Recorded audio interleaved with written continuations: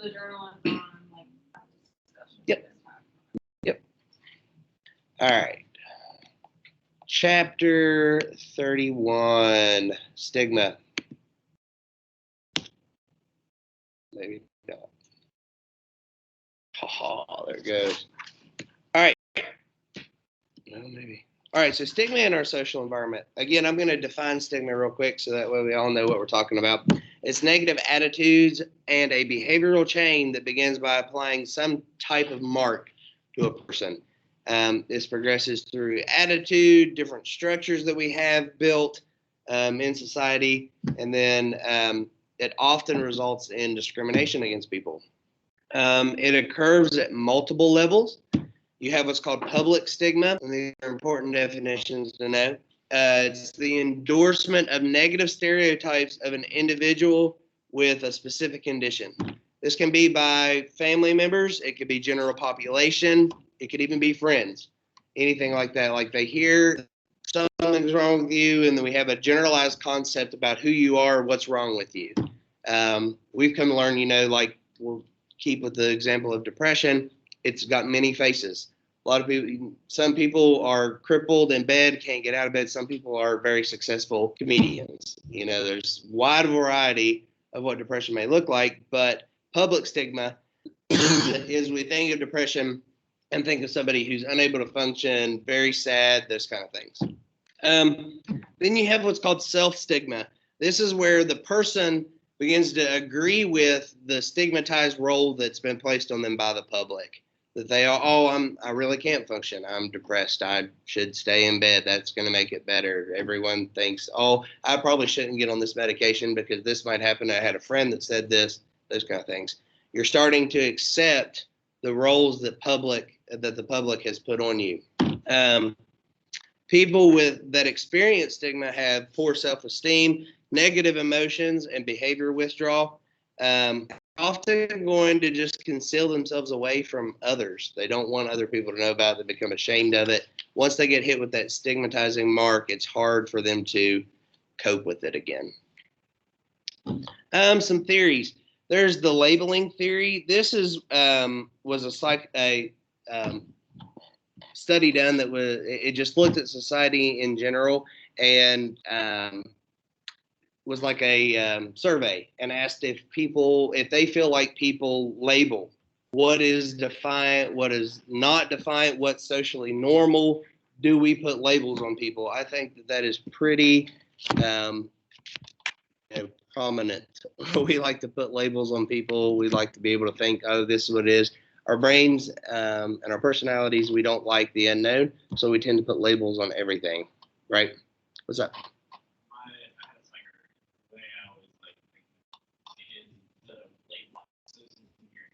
Mm-hmm. Mm-hmm. Everything that's fit in the box. If you find something that doesn't fit in the box, you're trying to shove it into the box. Just have to create a new box, but more often than not, you try to shove it into a box you already have. Right, you try to just kind of put everybody into one. Like everybody's depressed looks this way. Everybody with anxiety looks this way. That's a good way to think about it too. There's 3 stages for the stigmatized person. The first one is the realization that they are being stigmatized against or discriminated against. The second one is development of their own coping skills. Those may be healthy or unhealthy coping skills. And the third is learn to pass or cover their disability and function in society. Eventually, they do or they do not. Either they do cope and learn to function in society with their mental illness or they don't.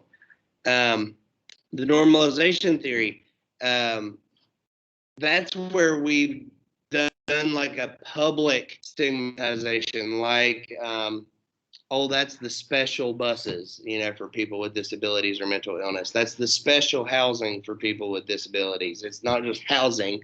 No, it's special housing. We put that. That was always so mean. I had cousins and family members that had disabilities and we're on those. It's terrible. But we don't like anything as a society that is different than us. We've become a little more accepting of physical disabilities. We've talked a lot about in the last chapter on Thursday, we talked about how there are psychosocial concerns with physical disabilities. But overall, we're still really far behind, not just West Virginia, the whole country, but really the world is behind in understanding mental health and mental illnesses and stopping the stigmatization of people. The first one we're going to talk about is structural stigma.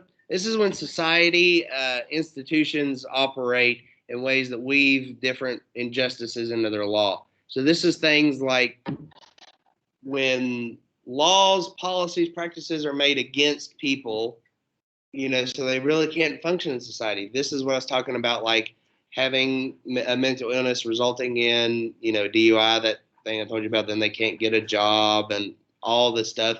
There's no exceptions to those rules. It just kind of, it didn't matter if you had a mental illness, you did this is the punishment. What's up?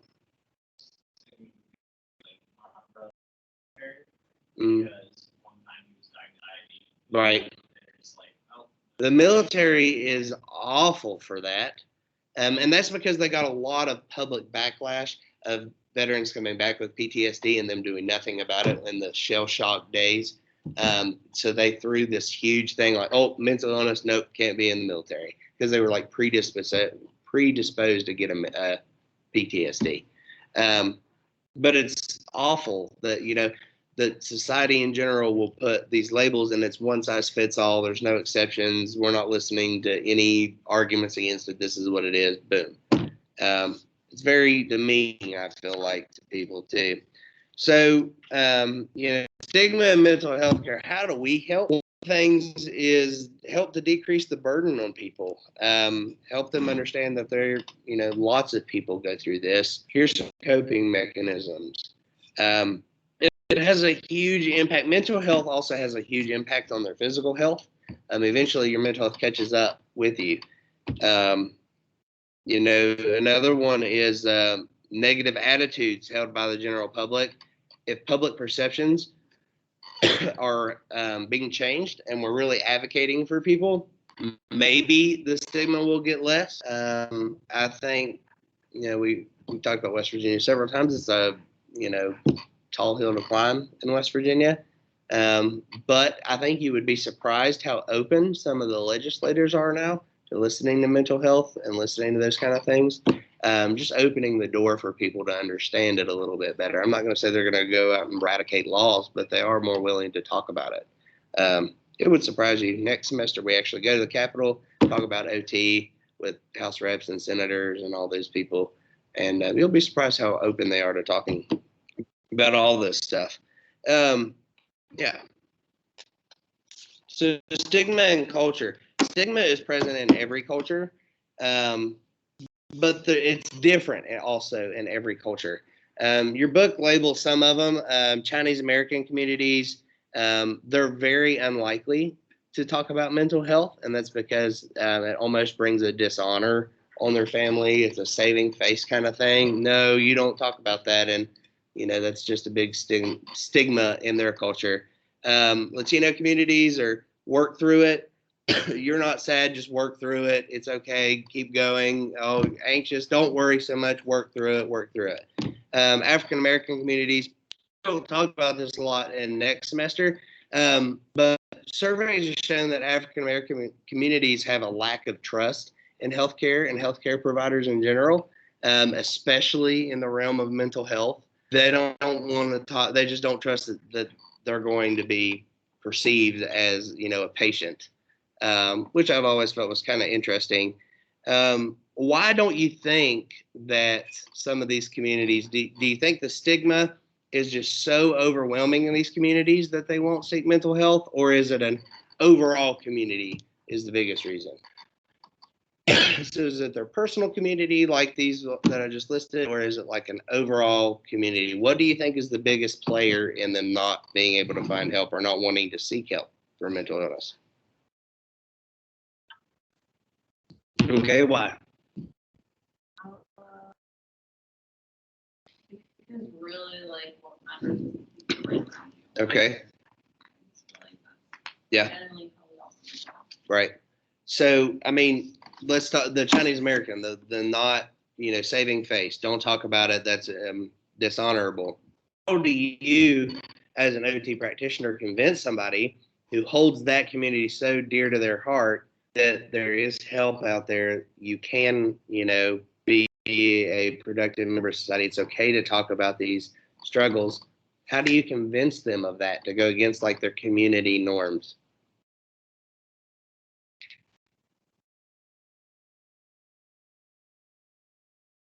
Jennifer?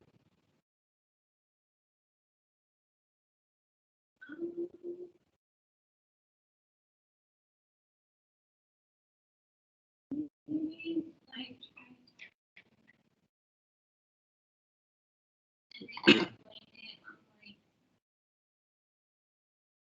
On a neurological level, so like going very scientific with it. That's interesting. Maybe that's a good point. I never thought of that one, but maybe if you literally explain it as if it's a physical illness, I mean, it kind of boils down to that, like a chemical imbalance and stuff like that. Maybe. Isaiah, I know you're just wanting to jump out of your chair to talk. What is it? I feel like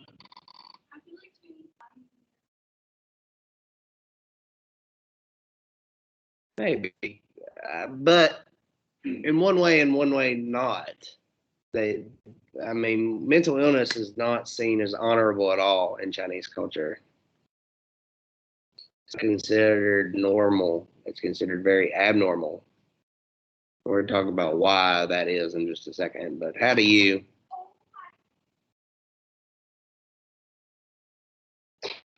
Is this like first generation times, or they like been here? I think you're breaking it down too much, Culture Boy.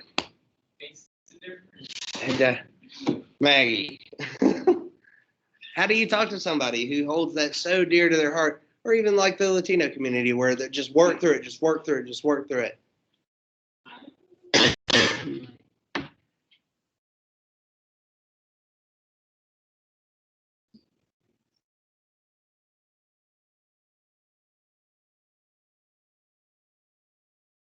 Yeah.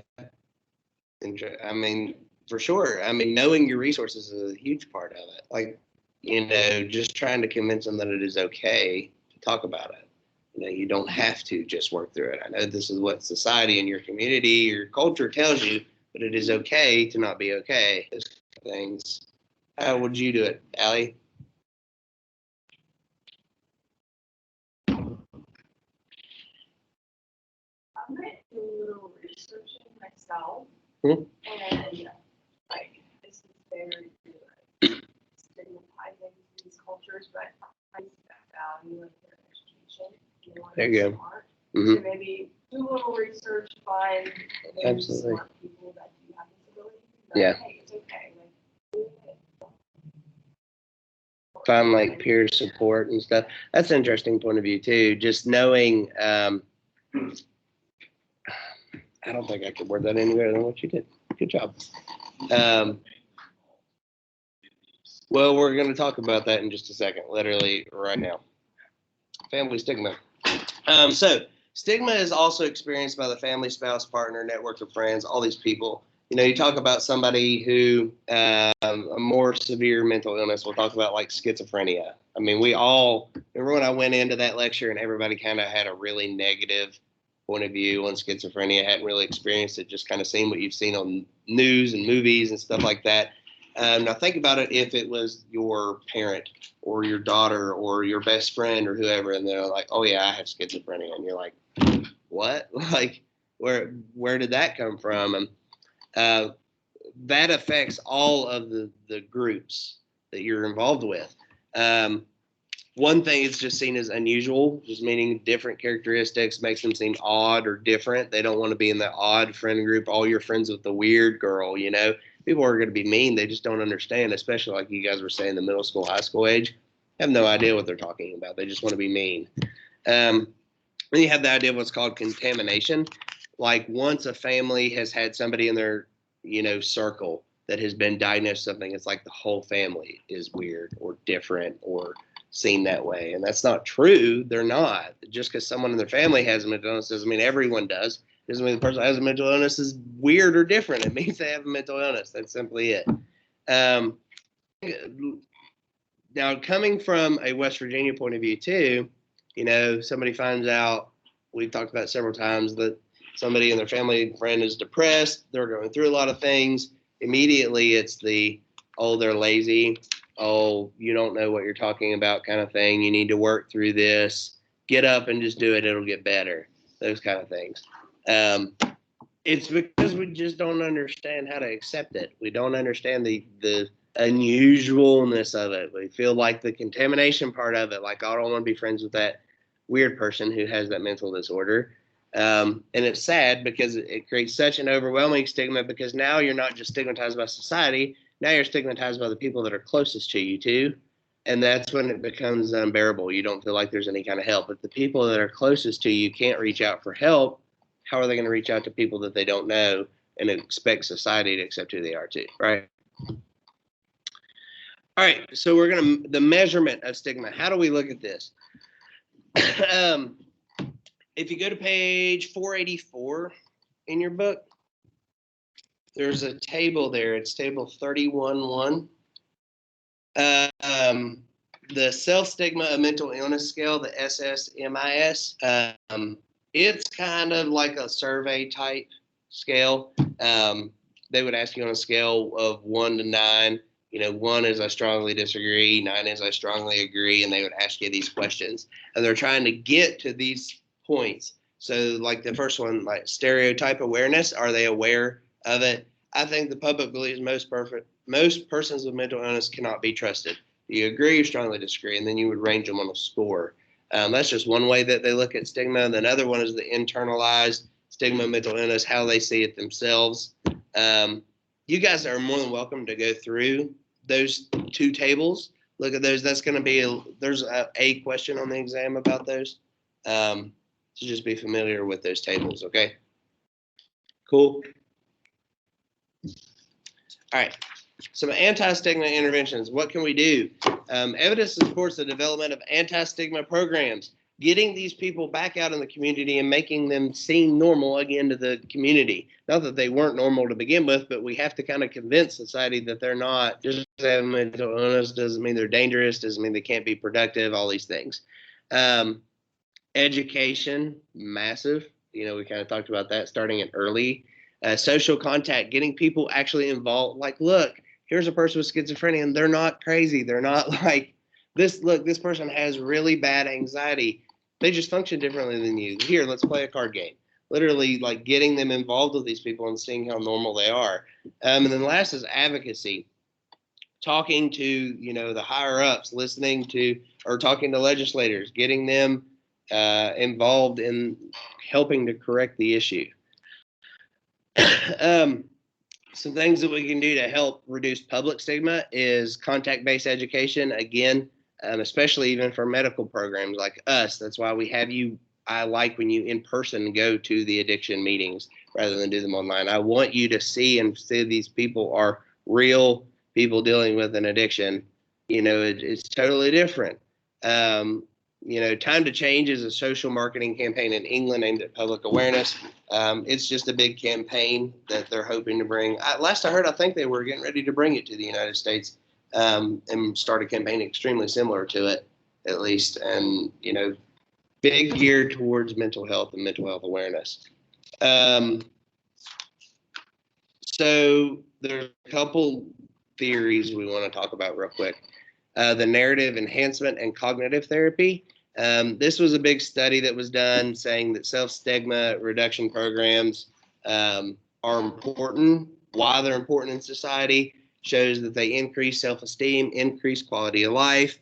They do that by a lot of things: the psychoeducation, cognitive behavioral therapy, motivational interviewing, all these things that we've talked about throughout the semester, but doing them with the general public to show them that stigma is not okay and how people with mental illnesses are, totally okay to be in society most of the time. Not all the time, but most of the time. Cognitive therapy. That improves negative self-appraisal, saying, listen, being more cognitive aware of what they can do, what they're able to participate in. Music therapy, we've talked a lot about music in this class and how important of a role that plays for people. And then empowerment and recovery oriented programs and like a day clinic. It could that those are starting to become more and more prominent with the drug addiction. The day clinic check-in programs, stuff like, have you guys heard of those? Where you check in, they have certain places that will employ people that are recovering addicts. And you guys heard of those programs? Those are becoming more and more popular because they're starting to see not a massive amount more success than old, but a little bit more. So stigma and occupational justice. There's a few terms we want to talk about. Marginality. This is where individuals experience a lack of integration with cultural experiences and norms or feeling marginalized against society. Exclusion is the restricted by society due to their diagnosis. And disaffiliation is they don't feel as if, that they are welcome. One group that we talk about is homelessness.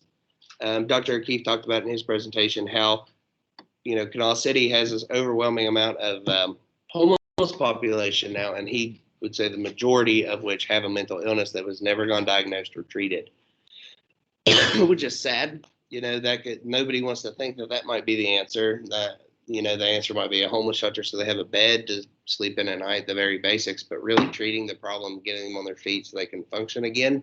Nobody wants to talk about mental health. Lastly, before we watch a couple videos, is professionalism is really important with mental health. If you do come across a patient or a friend or family member and someone's complaining about mental health, depression, anxiety, anything like that, take it very serious and help them. I mean, you guys are more than capable of helping them find the resources at the very minimum that somebody can help them. You'll have a lot of patients, and you got to check those. They're not going to come out and say, oh, most time anyway, they're not going to come out and say, oh, I'm depressed or oh, I'm anxious. You got to catch those triggers and be like, hey, here's some coping mechanisms, or here's a resource, here's a peer review or a peer group that you can attend about this. So, all right, any questions? All right, I'm going to